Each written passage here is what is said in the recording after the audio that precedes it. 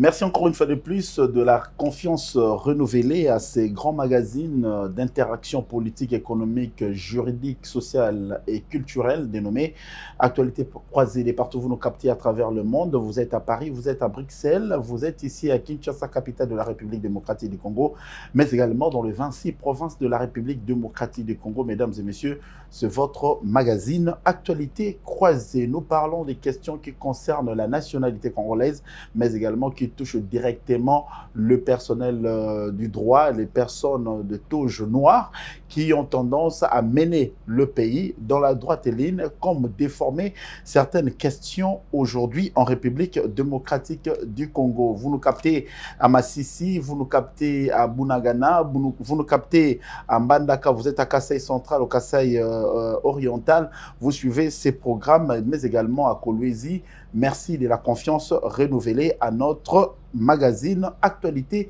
croisée. Vous avez l'habitude de nous suivre sur notre chaîne YouTube, mais également sur CMDJ. Prenez le temps de vous abonner, de liker, mais également de faire des commentaires. Notre invité de ces nouveaux numéros, il s'agit de Maître Kabengela Ilunga Jean-Marie. Il est avocat, doyen honoraire du Conseil de l'ordre du barreau de Kinshasa, Matete, mais également conseiller près la Cour pénale internationale, chercheur premier mandat au Centre de recherche en sciences humaines Crèche. Monsieur Maître Kabengela Jean-Marie Ilunga, je n'ai pas saccagé votre nom, je crois. Non, monsieur Bochard, merci de l'invitation. Vous avez bien prononcé mon nom, mais lorsqu'on doit rentrer dans le patrimoine culturel congolais, c'est Kabengela Ilunga Jean-Marie. Y a-t-il une différence entre Kabengele et Kabengela? Non, dans la prononciation Luba, il n'y a pas d'engue. C'est ainsi que vous suivrez que pour un Kassaïen dire mangue, on dit toujours manque. Manque. Donc, c'est Kabengela Ilunga Jean-Marie. Comment vous vous sentez dans votre peau de juriste? Très bien, dans cette peau qui me permet de faire des analyses sur le texte législatif, analyser les institutions, tant d'ici que d'ailleurs, le texte juridique de portée internationale, régionale et même nationale. Et donc, je me sens très bien dans cette peau-là, ayant été formé par des grands, dont beaucoup sont déjà appelés des rêves-mémoires et d'autres sont des vivants. Après avoir été accueilli dans la profession d'avocat par celui qui était le premier avocat noir d'Afrique centrale, je cite mon maître, Mbongo Bayanama Kadivioki, de rêves-mémoire, qui m'a accueilli dans la profession d'avocat, qui m'a formé et qui m'a indiqué les issues de l'exercice de la profession d'avocat.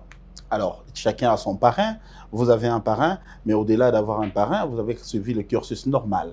Oui, cursus normal, universitaire. Je suis du droit privé judiciaire au pied des grands. Kisaka Kiangoi, Bayona Bameya, Likulia Bolongo, la plupart de rêves-mémoires. Donc, vous êtes de la grande école. Hein? Voilà, de grandes écoles. Récemment à Kele, à Daou. Donc, je suis passé par cette école-là à l'université de Kinshasa, d'où je suis sorti avec mon diplôme de licence en 1997. Aujourd'hui, le chef de l'État congolais, l'actuel, Félix Tshisekedi Tshilombo, est sorti plus d'une fois dans ses grands orales pour accuser la justice congolaise d'être malade. Je vous prends cette séquence. Quand une haute autorité, garant du bon fonctionnement, le magistrat suprême, indexe sa justice d'être malade, vous, étant que pratiquant du droit, quelle serait votre réaction?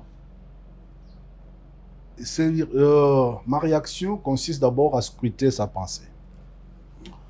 Scruter la pensée du chef de l'État impose aux analystes, notamment à moi, d'abord de cerner le concept justice.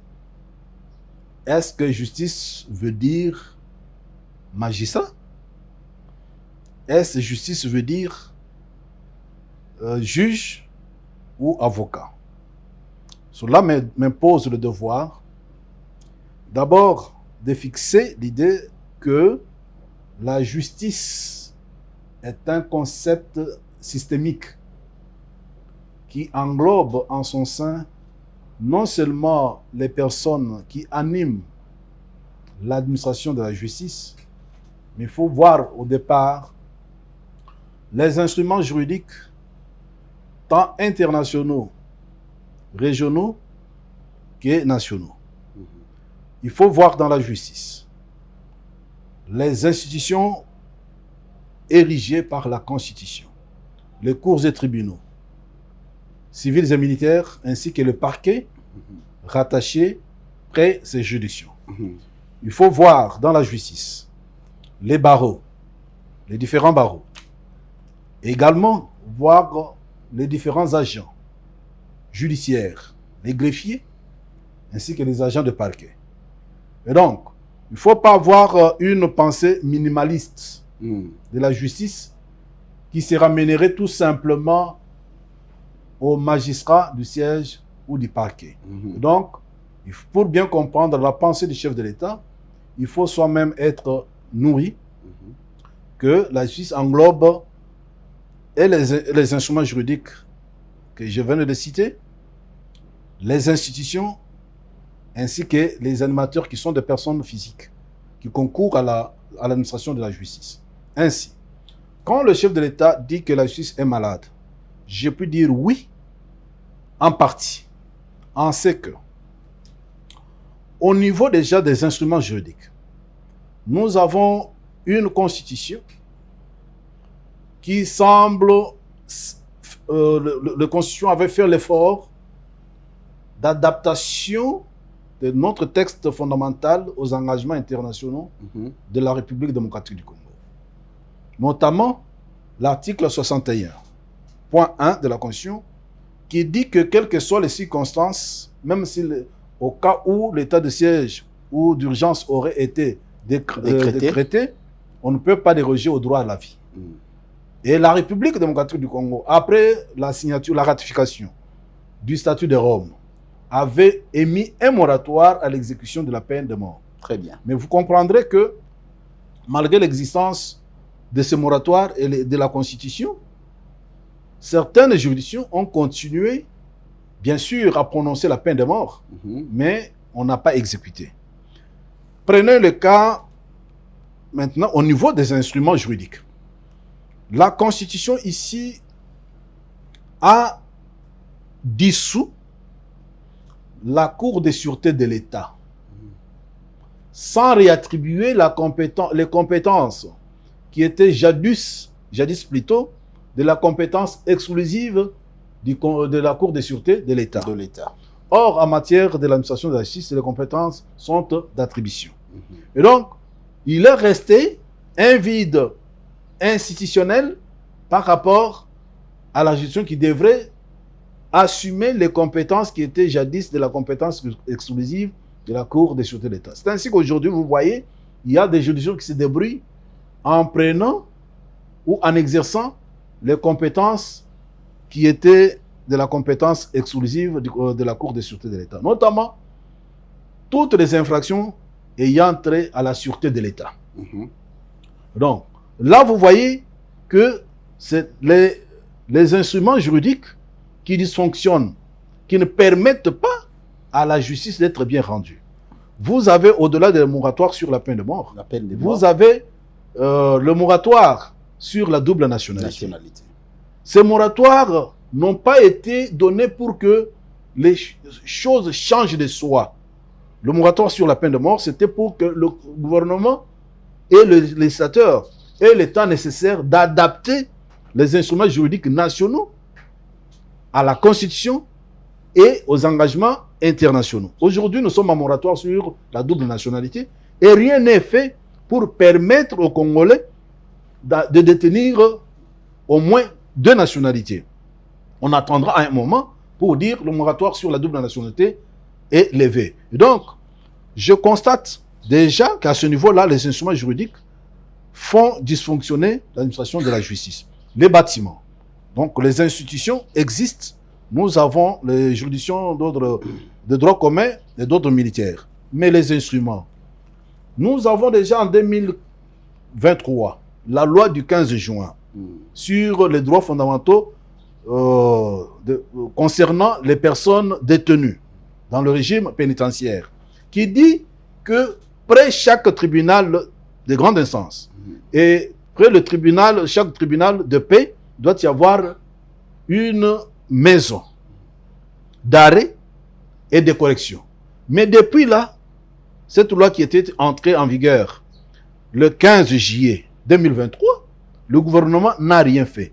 En ce moment-là, la justice devient malade du fait du gouvernement qui n'a pas fait son travail.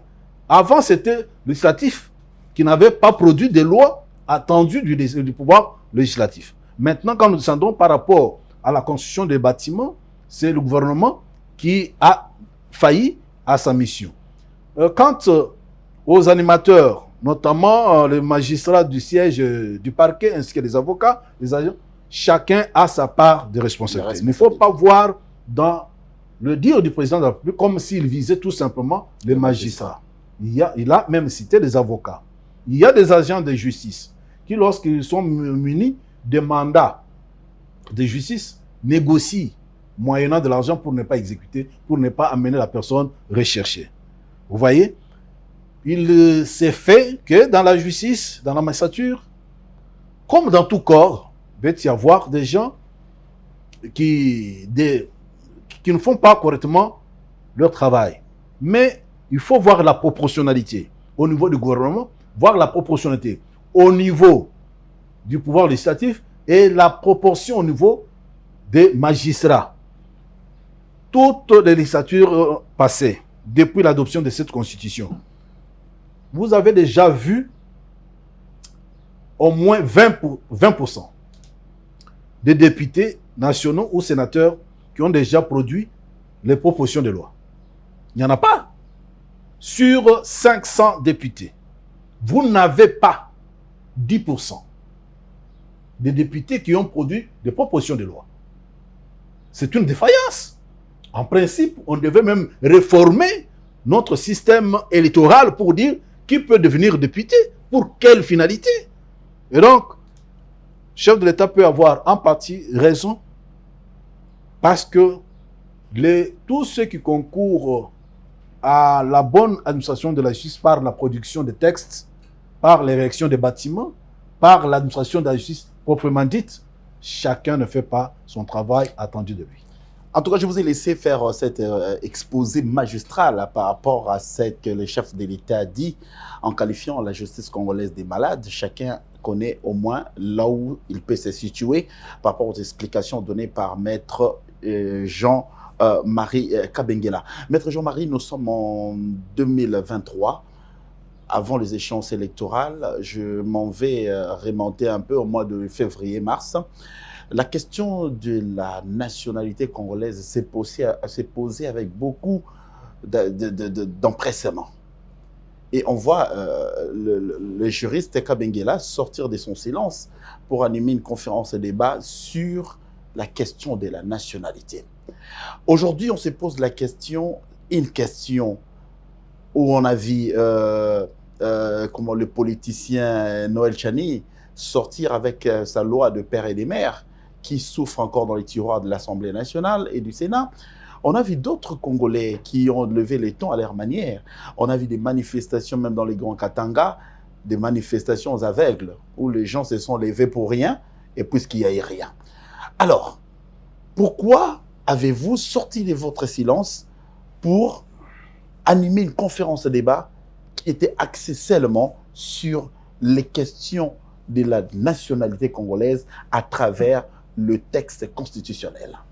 Merci beaucoup pour la question. Je suis heureux que vous m'ayez lu, que vous me suivez sur la question. Bien sûr. J'étais là à mon cabinet et je suivais les débats qui se déroulaient avec comme meneur de débat notre compatriote Noël Tchani, qui avait déjà des différends envers un homme politique bien connu. Très bien. Alors, tellement il était opposé à cet homme politique de l'opposition, a sorti maintenant le concept des Congolais de père et de mère. mère. Et il est allé plus loin jusqu'à proposer une loi, on peut dire proposition ou bien une réflexion, parce qu'il n'était ni député ni membre du gouvernement. Une réflexion sur ce qu'on pouvait prendre comme loi sur la nationalité. Et à ce sujet, le président de la République, lors d'une interview, a répondu par rapport à cette question des nationalités. Voilà. Alors, j'ai pris le temps de réfléchir pour me rassurer que la question de nationalité n'est pas d'essence légale ou législative. La loi a pris le pouvoir lui conféré par le constituant. Je me suis convaincu de ce que la question des nationalités est essentiellement constitutionnelle et très politique.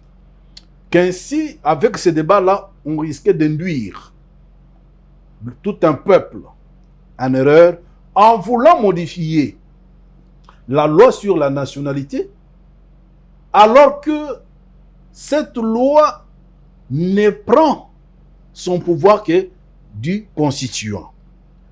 J'ai démontré qu'avant de modifier la loi sur la nationalité, il fallait envisager la révision constitutionnelle, notamment l'article 10 de la Constitution qui est consacré à la nationalité congolaise. J'ai démontré qu'à travers le texte constitutionnel antérieur, ce sont les textes constitutionnels qui posent la base de la nationalité congolaise. J'ai étudié que même avec la Constitution actuelle, la Constitution relève du domaine d'une loi organique. Ça veut dire que c'est tellement une matière protégée par la Constitution que son adoption, après l'adoption de la loi relative à la nationalité congolaise, la Cour constitutionnelle doit être obligatoirement saisie pour contrôle a priori obligatoire des constitutionnalités avant que le président de la République ne puisse promulguer. Je me suis avisé que 1999, Mobutu 97, il y a eu reconnaissance d'une nationalité congolaise, zaïroise à l'époque, à nos compatriotes de l'Est du pays. Laurent Désiré Kabila vient en 1999, il remet en cause cette nationalité. Mais rappelez-vous que 2 ans plus tard, soit 2001, Laurent Désiré Kabila est assassiné. Il faut que les gens se rendent compte que lorsqu'on part à Sun City pour le dialogue intercongolais, la résolution numéro 1 de ce dialogue porte sur la question des nationalités pour faire voir l'importance de la question des nationalités. Raison pour laquelle je ne pouvais pas garder silence. J'avais animé cette conférence et heureusement, au bénéfice de cette conférence, cette loi n'a pas été alignée, ne sera pas alignée parce que l'aligner, c'est créer des troubles. Parce que pour notre compatriote, pour certaines fonctions, il fallait être des pères et des mères congolais. Mais c'est encore un problème sur lequel devraient se pencher les juristes congolais. La nationalité congolaise, sa preuve, c'est uniquement les certificats de nationalité. Et on parle aussi de l'exclusivité. Hein? Donc, la nationalité congolaise ne s'éprouve que par le certificat de nationalité. Moi qui vous parle, je suis congolais d'origine. Mais je ne peux pas prouver que je suis congolais d'origine de père et mère parce que ma mère qui est vivante, j'ai pu obtenir pour elle le certificat de nationalité. Mais on ne va pas me délivrer un certificat de nationalité congolaise au profit de mon père qui est décédé parce qu'on ne livre pas à un mort. Et même Noël Tchang, notre compatriote, si on lui demandait de prouver qu'il était Congolais d'origine de père et mère, tant que ses parents-là ne sont pas vivants, tant qu'il ne produira pas les certificats de nationalité de son père et de sa mère, on ne peut pas le considérer comme de père et mère. Comprenez? C'est une question qui est posée bien sûr par un économiste, mais nous les juristes, on ne pouvait pas facilement admettre qu'un étranger à notre domaine puisse prendre le devant. Et c'est pourquoi je m'étais levé comme juriste en disant, vous êtes économiste, ça c'est une tasse de café à laquelle vous n'avez pas droit. Mais sur le plan de droit, pour que puisse attester de la nationalité congolaise, c'est uniquement les certificats des nationalités, que beaucoup de Congolais ne détiennent pas. Que beaucoup de Congolais ne détiennent pas, malheureusement. Est-ce qu'aujourd'hui, la question de la délivrance des certificats, des cartes d'identité ne va pas résoudre le problème? Et je pense qu'il faudrait maintenant que la loi sur la nationalité congolaise, en termes de mode de preuve des nationalités congolaises, change. Qu'on puisse dire que la nationalité congolaise peut être prouvée soit par le certificat de nationalité, soit par la carte d'identité. C'est question de la loi. Quelle est la voie à suivre pour contourner tout ça et taire ces débats?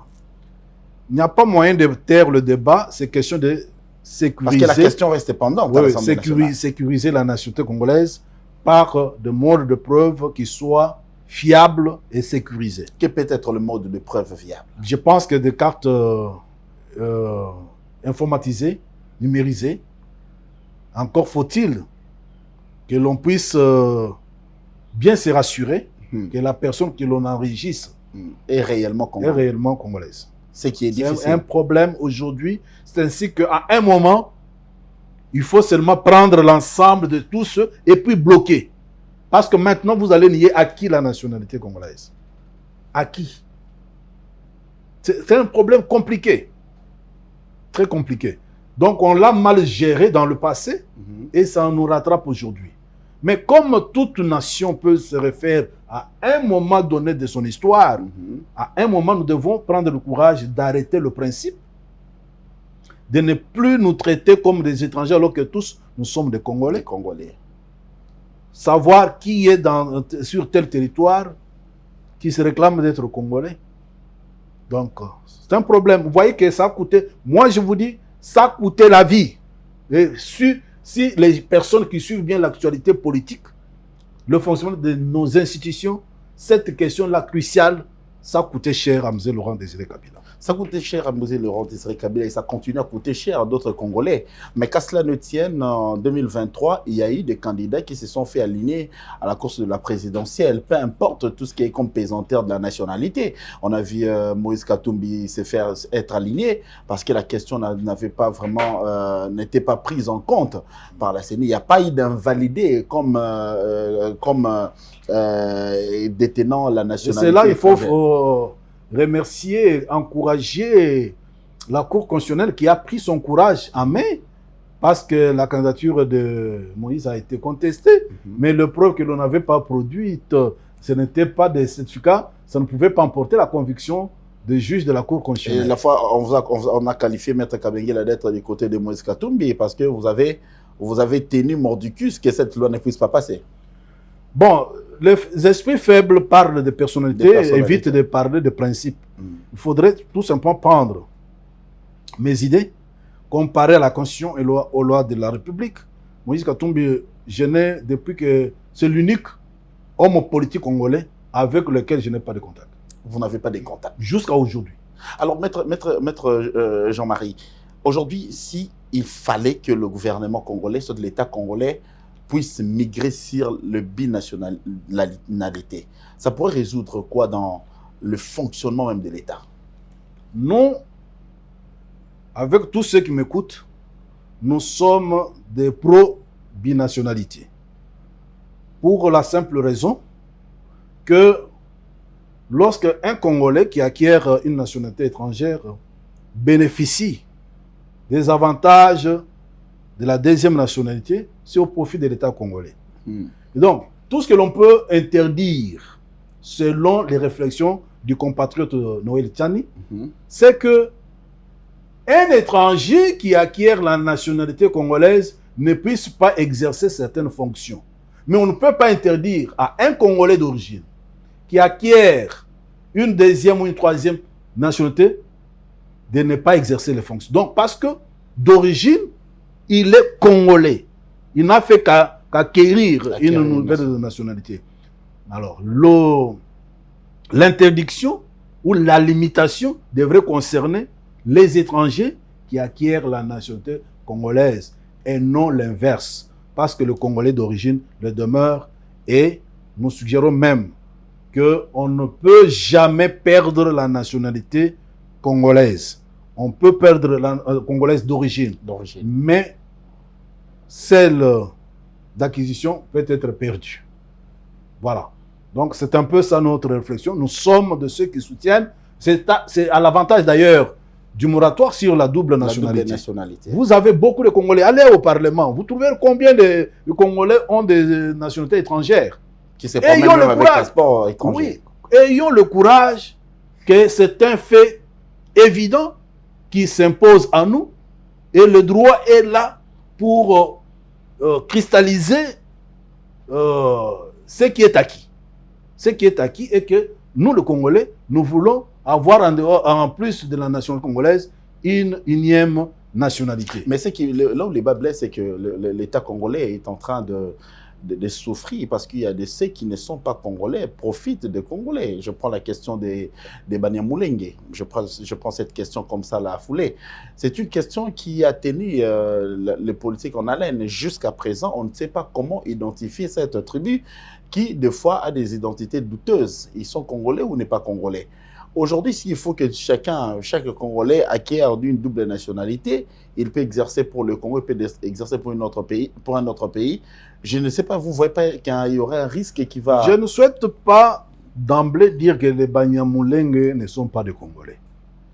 Pourquoi? Parce que je ne peux pas, en tant que citoyen congolais, aller à l'encontre du premier d'entre nous, le président de la République, qui est le premier consommateur des renseignements de notre pays. Lui qui a tous les renseignements de ce pays, lorsqu'il opine, nous devons savoir qu'il a réuni tous les éléments nécessaires. Aujourd'hui, tout comme on peut dire aussi de ma tribu, des Bokwakalonji, que nous ne sommes pas des Congolais. Mais dès lors qu'une personne, comme du temps de Joseph Kabila, quand les gens lui contestaient la nationalité congolaise, vous savez, ma réplique était quoi? Comment moi, qui n'ai même pas le certificat de nationalité, je dois contester la nationalité congolaise de Joseph Kabila qui a au moins un certificat de nationalité. Donc c'est un problème de preuve. Nous devons, lorsqu'on aborde des questions de droit, éviter la passion, éviter des imputations, parce que souvent on mélange. Les Banyamulenge, le président de la République a déjà dit, ce sont nos frères. Et nous sommes dans une grande nation où il y a beaucoup de tribus, beaucoup de langues, beaucoup de coutumes, d'habitudes. Donc, il faut accepter que nous avons voulu être une grande nation et que tout le monde peut s'y trouver. Voilà. Alors aujourd'hui, on peut accepter qu'un blanc soit congolais et c'est lui qui a là. Il y a aussi une question Vous connaissez la question de Chaloupa, Pierre Chaloupa, que j'avais défendu pour question de nationalité. C'est-à-dire que la nationalité portugaise ne lui reconnaissait pas le droit d'acquérir la nationalité, alors qu'il était né là-bas à Bukavu. La loi dit que tout enfant trouvé sous le sol congolais, dont les parents ne sont pas connus, a la nationalité congolaise. C'est ça qu'on appelle en droit civil des personnes la présomption des nationalités. Donc, il ne peut perdre cette nationalité que si ultérieurement il est prouvé qu'il avait ou ses parents ont été reconnus et qu'il ne pouvait pas posséder la nation congolaise. Donc, pour les Banyamulenge, c'est une question cruciale sur laquelle le premier d'entre nous a déjà émis une opinion et il a, comme représentant de toute la nation congolaise, il ne revient pas aux autres citoyens de contredire le premier d'entre nous. Il n'y a pas question qu'on puisse contredire le chef de l'État à ce qui se concerne au sujet de la question de la double nationalité.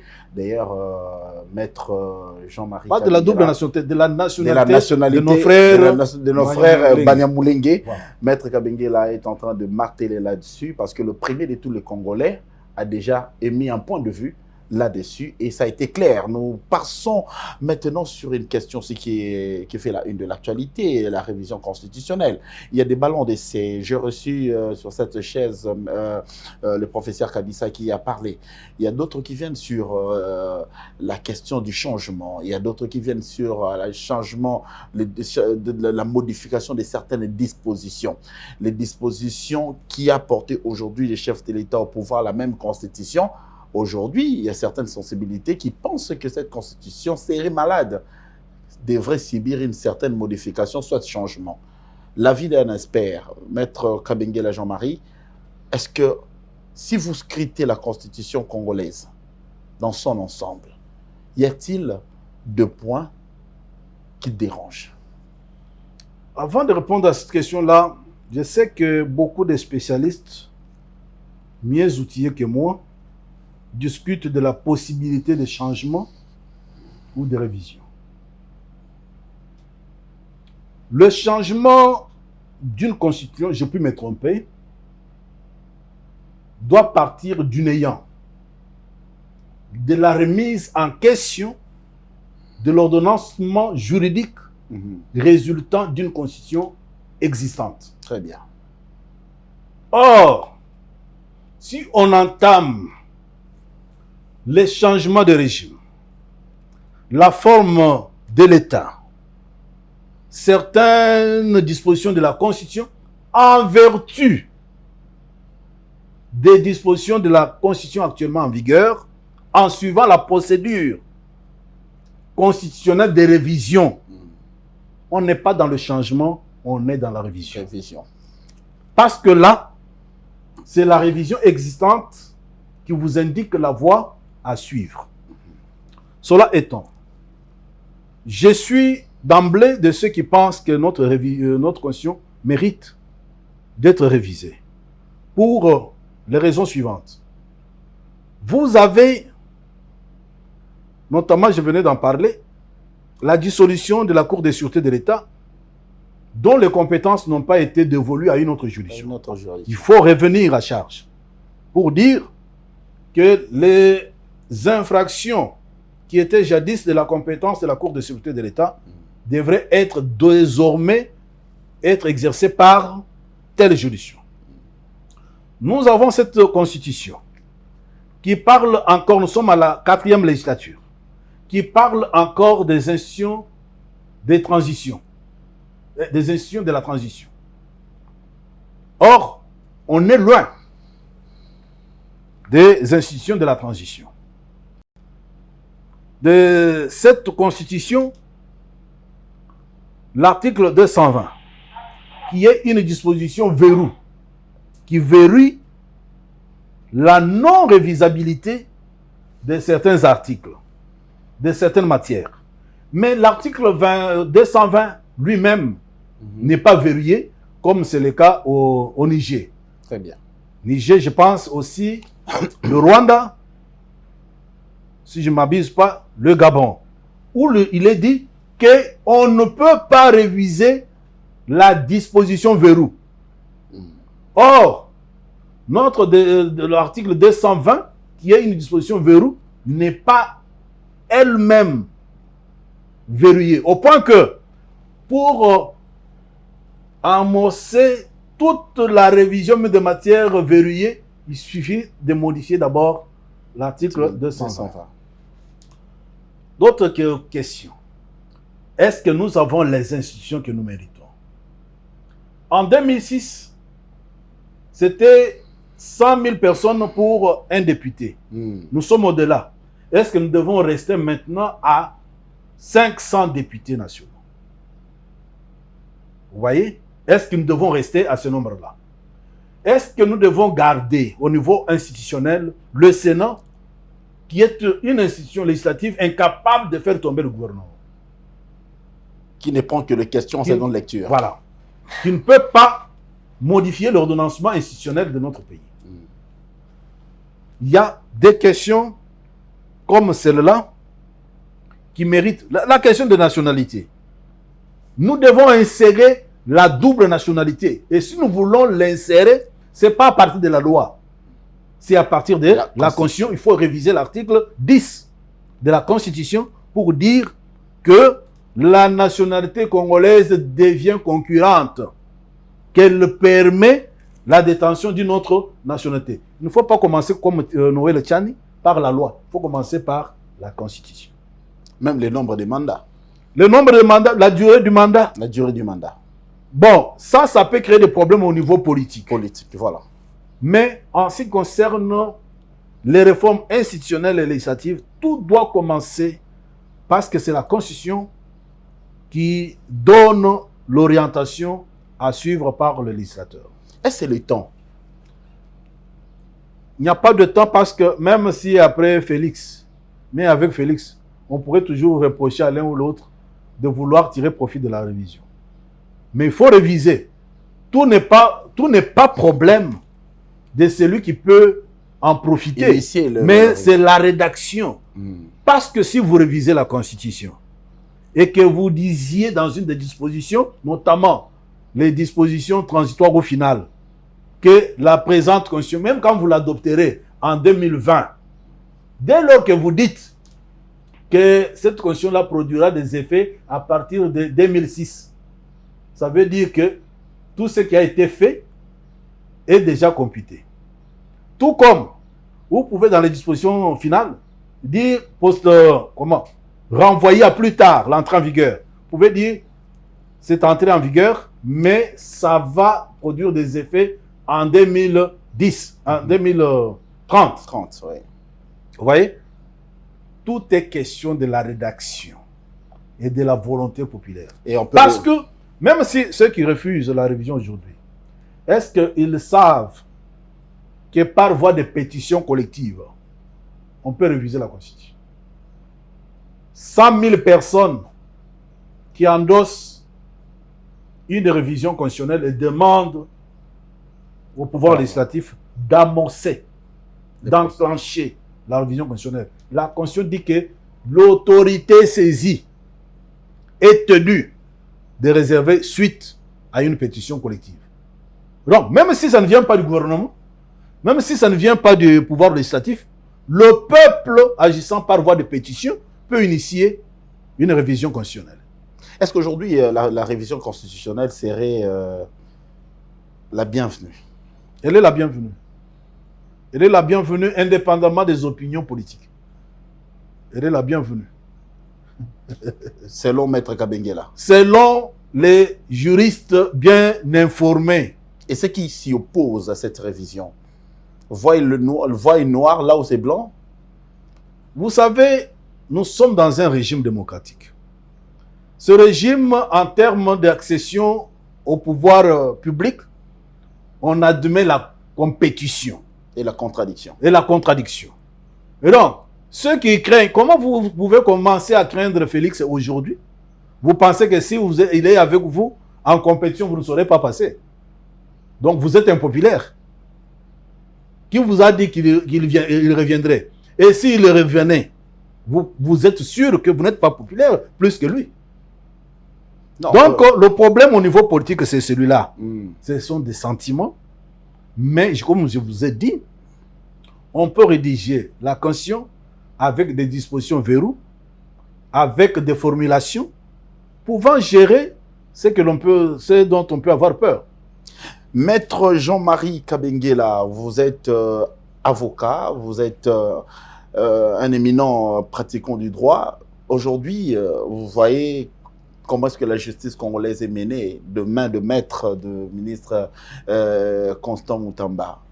Il est à la manette, il est en train de mener la justice, mais il y a eu un petit chevauchement entre son pouvoir et le magistrat. Vous êtes un praticien du droit. Quand vous voyez la crise qui a semblé prendre corps entre le ministre et les magistrats, comment avez-vous fait c'était quoi votre première analyse? Et que les ministres étaient dans le faux et que les magistrats étaient dans le vrai, ou soit il y avait question de recadrer les magistrats dans leur pratique de faire. Je vous réponds en commençant par rectifier. Le ministre de la Justice ne mène pas la justice. Il n'est qu'un élément d'un pouvoir exécutif qu'on retienne. Notre constitution met en place mais il est le patron de la justice. Non, il n'est pas le patron de la justice. Je vais vous expliquer. Il n'est pas le patron de la justice, c'est pour le profane. Mais il représente la justice. Non, je vous explique. Nous avons un exécutif bicéphale, animé d'une part par le président de la République, chef de l'État, garant du bon fonctionnement des institutions, et d'autre part, nous avons le gouvernement animé, dirigé par la première ministre. Oui. Et le ministre de la Justice n'est qu'un élément parmi tant d'autres de l'exécutif gouvernement. Parmi les institutions constitutionnellement établies, il y a maintenant le pouvoir judiciaire qui est indépendant du pouvoir législatif, du pouvoir exécutif. Et l'article 151 de la Constitution établit une ligne.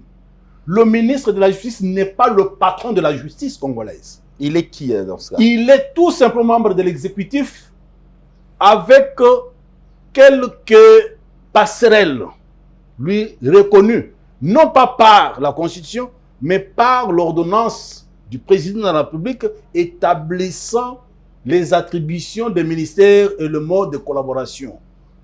Et la loi sur la gestion de l'ordre judiciaire, l'article 70, donne au ministre de la Justice le pouvoir d'injonction envers les procureurs généraux. Celui près la Cour de cassation et les procureurs généraux près le cour d'appel. Et la loi précise, il donne cette injonction sans pouvoir s'interférer. Suis bien, sans pouvoir s'interférer dans la conduite de l'action publique, parce que le maître de l'action publique, c'est le magistrat, même le parquet. Même s'il y a des dérapages. C'est le Conseil supérieur de la magistrature. Tout a été bien réglé pour que le pouvoir judiciaire jouisse de son indépendance vis-à-vis du pouvoir exécutif et du pouvoir législatif. Donc, c'est depuis Montesquieu que le principe de séparation des pouvoirs a été établi et nous sommes dedans. Donc, c'est pour, excusez-moi, des personnes non informées ou bien des juristes mal formés qui pensent, quand on dit ministre de la Justice et la justice, donc c'est lui le patron de la justice. Non, il n'est pas le patron de la justice. La justice est rendue sur le territoire, sur l'ensemble du territoire national, au nom du peuple congolais, pas au nom du ministre de la Justice, pas au nom du président de la République, mais les ordonnances, jugements et arrêts rendus par l'ensemble des cours de tribunaux sont exécutés au nom du chef de l'État. Vous comprenez ça? Donc, c'est au nom du peuple congolais que la justice est rendue, c'est l'article 149 de la Alors, c'est quoi le Constitution. rôle du ministre quand il y a dérapage, quand il y a désordre? Je prends dans le monde de la magistrature peut-être. S'il y a le désordre, s'il y a un magistrat qui se mécomporte, il n'a qu'à donner injonction au magistrat du parquet d'ouvrir des poursuites pénales à charge d'un magistrat qu'il trouve qu'il a commis des faits infractionnels. Il s'arrête là.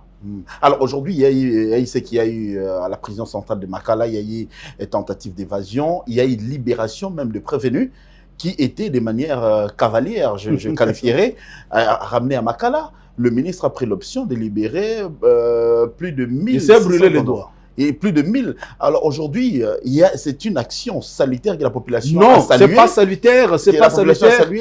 Mais pourquoi aujourd'hui... Il ne faut pas prendre les débats des masses.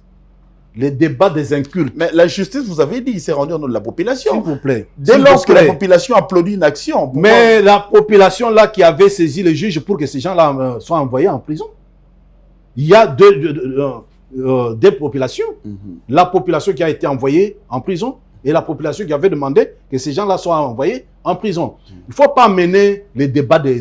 Un intellectuel, un homme d'État ne s'empare pas des débats de société. Ce qui l'intéresse, c'est des règles. Donc, vous pensez que il est indiqué pour, d'abord, le ministre de la Justice, même de la Défense, ne peut accorder la libération conditionnelle qu'au condamné définitivement. Qu'entendre par condamné définitivement? C'est une personne qui est condamnée par le premier juge, qui n'a pas fait appel, qui a commencé à purger sa peine.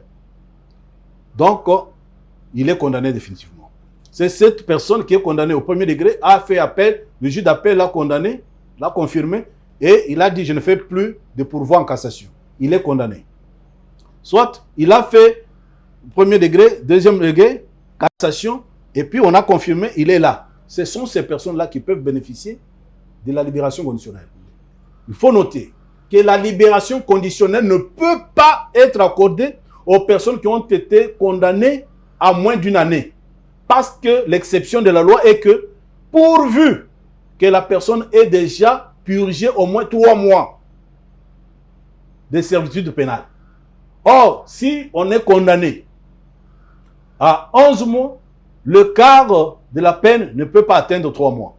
Raison pour laquelle le ministre de la Justice peut accorder la libération conditionnelle aux seules personnes définitivement condamnées par les juridictions de droit commun. Que ce soit militaire, que ce soit un civil, pourvu que la juridiction qui a condamné soit une juridiction de droit commun. Mais lorsque ces personnes-là sont condamnées par une juridiction militaire, le ministre de la Justice perd compétence. Aussi, le ministre de la Justice n'a pas compétence d'accorder la liberté provisoire aux prévenus qui attendent d'être jugés. Il n'a pas cette compétence. Donc, en faisant ce que l'on a fait, il y a d'autres qui attendent d'être jugés. En faisant ce qu'il a fait, il s'est brûlé inutilement les doigts, il s'est mis inutilement dans le lien de prévention, d'évasion des détenus. Je pense que si jamais on ouvrait les investigations là-dessus, il ne pourra pas s'en sortir. C'est pour rien. Donc, je dis, ça ne sert à rien de se faire applaudir parce qu'un jour, on sera seul à se défendre sur ces actes. Voilà. Vous avez suivi avec beaucoup d'attention que nous avions sur ces plateaux Maître Jean-Marie Kabengela Ilunga, et avec lui, on est en train d'épiloguer sur la question de la nationalité congolaise. Il a mis des points sur le i, sur des questions qui taraudent l'esprit des Quinois. Il a parlé sur la question de la révision constitutionnelle, mais également sur la marche de la justice congolaise menée par le ministre Constant Mutamba. À son avis, il trouve que le ministre de la Justice n'est pas le patron de la justice congolaise, mais la justice est menée par des juridictions qui ont chacune sa compétence.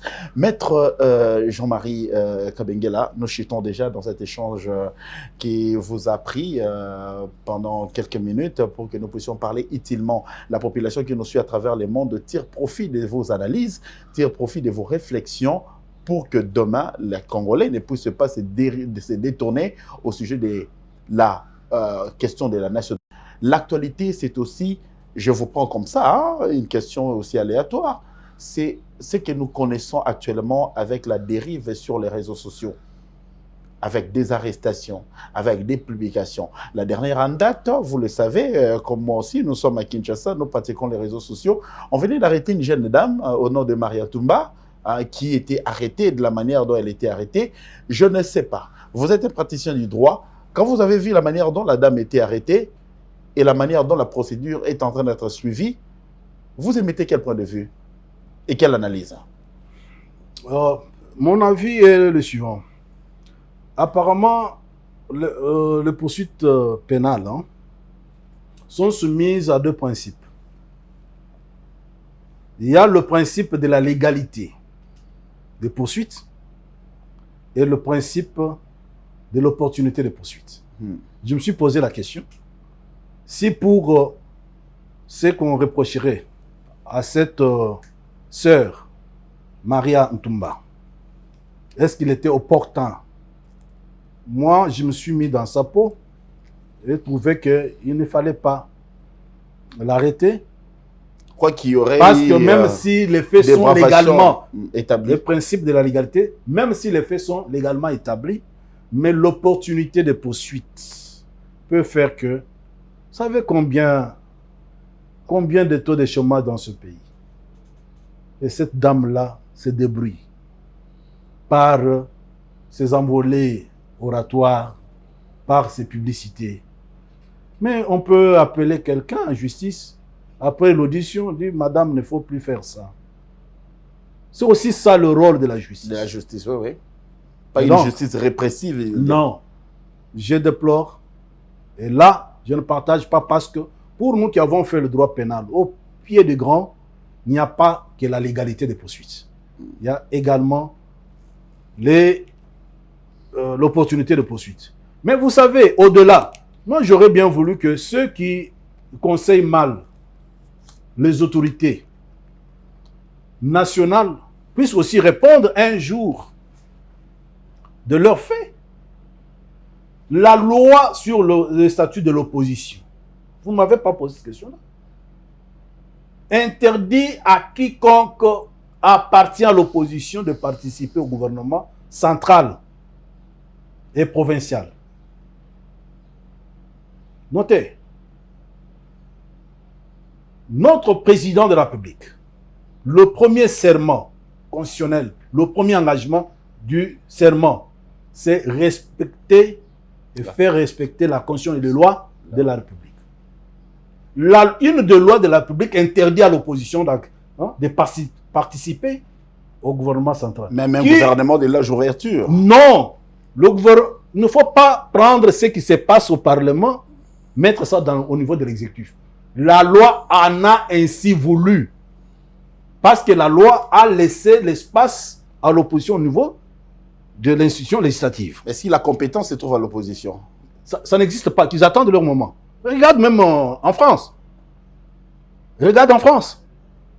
Le RN a été écarté. Pourquoi? Parce qu'opposition. Et Bardella a dit quoi? Bardella, comme opposant, l'a dit, si au niveau des élections législatives, je n'ai pas la majorité absolue, je n'irai pas au gouvernement. Je ne vais pas former le gouvernement. Voilà un homme d'État qui est derrière les idées qu'il défend. C'est ainsi que quand ils n'ont pas eu de majorité, Bardella et Le Pen, avec leur rassemblement national, se sont contentés d'être dans l'opposition pour attendre le moment venu. Donc, il y a encore ces questions-là d'ordre légistique, d'ordre technique au plan juridique qu'il faut scruter. Alors, souvent, on nous reproche d'être rigoureux dans les analyses, mais on n'a pas été à l'université pour continuer à oublier ce que nous avons étudié. Vous voyez, le principe de l'opportunité de poursuite, c'est fait depuis deuxième graduat que j'ai étudié ça à travers le professeur Kisaka Kiango. Et je retiens ça aujourd'hui, ça nous rattrape. Et comme je ne fouillais pas les cours, je me souviens. Mais il y en a qui avaient fouillé ce cours-là aujourd'hui, ils ne connaissent pas ce que c'est le principe de l'opportunité de poursuite. Ils s'accrochent seulement au principe de la légalité de poursuite. Alors, maître Jean-Marie Kabengela, peut-être une question de l'affaire. Est-ce que la République démocratique du Congo, à l'heure actuelle, sa justice est en train d'être redressée ou soit régressée? Notre justice fonctionne dans la mesure de ses possibilités, de ses potentialités. Ça évolue ou ça évolue. Parce que j'ai lu quelques décisions, notamment de la Cour constitutionnelle. Je suis en train de lire certaines décisions de la Cour de cassation, du Conseil d'État. Nous devons être fiers. Et quand vous trouvez, parce que pour connaître la valeur de vos propres institutions et de vos propres animateurs, il faut faire une analyse comparative. Nous devons être fiers d'avoir des magistrats bien formés qui font l'effort. Mais les erreurs ne peuvent pas manquer. Les brebis galeuses ne peuvent pas manquer. Ça se trouve dans tous les systèmes au monde. Mais il faut savoir quantifier la proportionnalité. Il ne faut pas prendre là où il y a 5%, vous généralisez. J'ai posé la question en matière de fonctionnement des institutions. Combien de magistrats sont arrêtés, poursuivis, condamnés? Mais combien de députés, notamment même pour des viols, même pour des cas de viol, alors que les lois sont prises par le pouvoir législatif? Combien de ministres ont été condamnés? Alors, au lieu que les animateurs du pouvoir législatif, dont certains membres se sont retrouvés en difficulté avec la loi, certains membres de l'exécutif qui se sont retrouvés en conflit avec la loi, devrait saluer les magistrats qui, dans une proportion moindre, je connais au moins 2 ou 3 magistrats sur plus de 3000 qui se sont mis en difficulté avec la loi. Donc, de toutes les institutions de la République, excepté le président de la République, qui est le premier saint d'entre nous, mais au niveau du gouvernement, on trouve des bribes galeuses. Au niveau des pouvoirs législatifs, on trouve, mais la proportion est moindre au niveau du pouvoir judiciaire. Dixit maître Jean-Marie Kabengela Ilunga, il a dit ce qu'il entend dans son cœur et réfléchit dans sa tête concernant les fonctionnements de l'appareil judiciaire en République démocratique du Congo. Le chef de l'État étant que le magistrat suprême, le ministre de la Justice et tous ceux qui composent la justice doivent jouer leur partition afin que la justice soit une justice rendue selon les normes et selon les écritures. Nous ne voulons pas une justice de fort, encore moins une justice de faible, mais nous voulons une justice qui corrobore avec la réalité des Congolais. Merci, vous nous avez suivis depuis Washington, à Bruxelles, mais également à Paris. Suivez-nous ce soir, mais également dans notre chaîne YouTube JT Mag. D'ici là, portez-vous bien. Au revoir.